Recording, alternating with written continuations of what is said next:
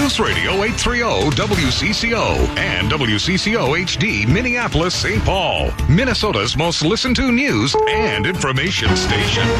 CBS News. I'm Harley Carnes. Actually, this is probably the first time I ever seen him cry, and I actually almost got teary-eyed myself. That's a Penn State football player after practice this morning as Coach Joe Paterno tries to go on with his work in the midst of a firestorm scandal.